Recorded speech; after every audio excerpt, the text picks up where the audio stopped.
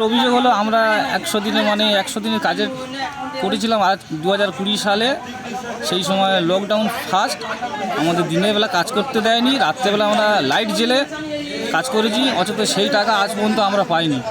যতবার ওদের কাছে টাকা চাইতে যাই ওরা বলছে যে আমরা সরকার টাকা দিলে দেবো, কিন্তু এখন তো সরকার বলছে যে আমরা বকেয়া টাকা পুরো শোধ করে দিয়েছি। গরিব পুরুষ মহিলা শ্রমিকের 100 দিনের টাকা মেরে খাওয়ায় তৃণমূল নেতাকে ঘিরে বিক্ষোভ এলাকার শতাধিক শ্রমজীবীদের। যেহেতু সামনেই ভোট আর তার আগেই এই বিক্ষোভ, ফলে স্বাভাবিকভাবে অস্বস্তিতে শাসক দল। ঘর উঠে গেছিল, আমি বিয়া মানুষ, আমার কেউ নেই, ঘরে উঠে গেছিলাম, বলে বাবা পেয়েছে, আমি বিয়া মানুষ, আমার কিছু নেই, আমার সঙ্গে আমার সঙ্গে একটা দিয়েছি, ফল আমার দেয়নি, তা একটা বাগান না জমি সার পেয়েছি, ভিডিও হচ্ছে বলো। আর আমি টাকা কাজ করি, 100 দিন কাজ করেছি, ভুলে করেছি 7 দিন, আমাদের গ্রামে করেছি 2 দিন, ওই তোমরাদের বাড়ির কাছে ওদের পানা তুলেছি, গা কিকির করতে যেটা সাপ ওখানে 2 দিন কাছি, পয়সা পাইনি। ভোট প্রচারের ময়দানে নেমে পড়েছে সবকটি দল। মহিলাদের লক্ষ্মীর ভাণ্ডারকে হাতিয়ার করে একদিকে যখন মথুরা লোকসভা তৃণমূল প্রার্থী মহিলাদের নাচ গান আনন্দ উচ্ছ্বাসে অংশীদার হয়েছেন, ঠিক তখনই তারই মথুরাপুর লোকসভার কুলপি ব্লকের করঞ্জলি গ্রাম পঞ্চায়েতের কৃষ্ণচন্দ্রপুর গ্রামে 100 দিনের টাকা আত্মসাৎ করার অভিযোগ উঠল গ্রাম পঞ্চায়েতের বিরুদ্ধে। আজকের গ্রামের মানুষজন একত্রিত হয়েছে 100 দিনের কাজের টাকা আজকে 4 বছর 5 বছর ধরে কাজ করে রেখেছে, অথচ তারা 100 দিনের কাজের টাকা পায়নি। এবারে আমাদের বর্তমান তৃণমূলের অঞ্চল সভাপতি স্বপন মাঝিকে আমরা গ্রামবাসীরা সবাই মিলে স্বপন মাঝির কাছে টাকার জন্য বলা হয়, উনি 4 তারিখ সময় নিয়েছেন, 4 তারিখের মধ্যে সমস্ত টাকা পয়সা হিসাব নিকাশ করে গ্রামের সব মানুষকে দিয়ে দেবে। আমরা 4 তারিখ পর্যন্ত অপেক্ষা করব। প্রাক্তন তৃণমূলের পঞ্চায়েত সমিতির সদস্য তথা অঞ্চল সভাপতি স্বপন মাঝির নেতৃত্বে কাজ করেছিলেন এই এলাকার গরিব মানুষরা, কিন্তু বর্তমানে দেখা যাচ্ছে তারা টাকা পেলেন না, অথচ যারা কাজ করেন তাদের অ্যাকাউন্টে সেই টাকা চলে গেছে। এদিকে সেই অ্যাকাউন্টগুলো খতিয়ে দেখা হলে জানতে পারা যায় যে সেই অ্যাকাউন্ট থেকে টাকা তুলে নেওয়া হয়েছে। ফলে এবার স্বপন মাঝিকে ঘিরে বিক্ষোভ দেখাচ্ছেন এলাকার মহিলা থেকে শুরু করে সাধারণ।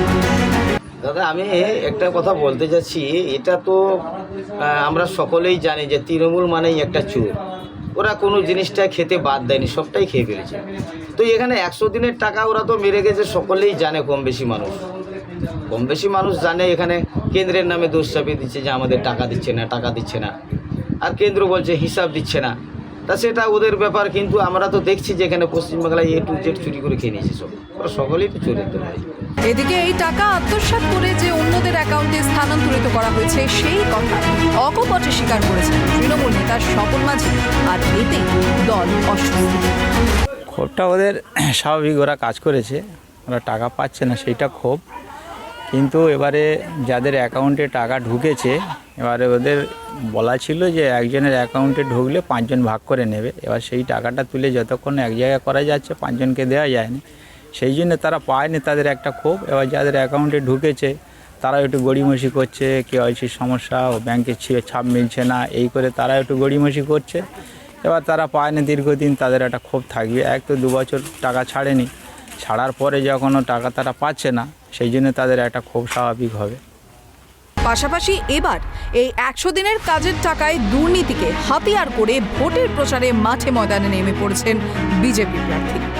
দেখুন, এটা শুধু কুলপির কৃষ্ণচন্দ্রপুর গ্রাম পঞ্চায়েতে নয়, আপনি সারা পশ্চিমবাংলায় যেদিকে দেখবেন তৃণমূলের দুর্নীতি আর দুর্নীতি। মাছ যেমন জল ছাড়া থাকতে পারে না, তৃণমূল কংগ্রেস তেমনই চুরি, দুর্নীতি, ডাকাতি ছাড়া বাঁচতে পারে না। এটাই হচ্ছে স্বাভাবিক। আজকের একটা জিনিস খুব ভালো লেগেছে যে সাধারণ মানুষ তার হকের টাকা পাওয়ার জন্য তৃণমূল নেতাকে ঘিরে বিক্ষোভ দেখাচ্ছে, কারণ তারাও বুঝতে শিখেছে তাদের দেওয়ালে পিঠ থেকে গেছে, উপায় আর নেই।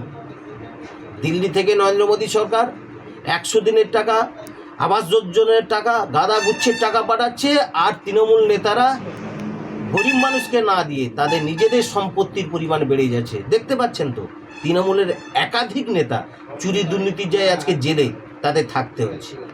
এটা সারা পশ্চিমবাংলার মানুষ দেখছে। তৃণমূল কংগ্রেস দলটা শুধু পশ্চিমবাংলা থেকে উঠে যাওয়াটা শুধু সময়ের অপেক্ষা। আজ থেকে 3, 4 কি 5 বছর আগে করঞ্জলি গ্রাম পঞ্চায়েতের কৃষ্ণচন্দ্রপুর গ্রামে খাল কাটা থেকে শুরু করে শ্মশানের কাজ, ঘাস কাটার কাজ করেছিলেন এলাকার শ্রমজীবীরা। এবার সেই টাকাই তুলে খাওয়ার অভিযোগ উঠল করঞ্জলি গ্রাম পঞ্চায়েতের তৃণমূল নেতার বিরুদ্ধে। এই তৃণমূল নেতা স্বপন মাঝিকে ঘিরেই এবার বিক্ষোভ দেখালেন গ্রামের শতাধিক ভুক্তভোগীরা।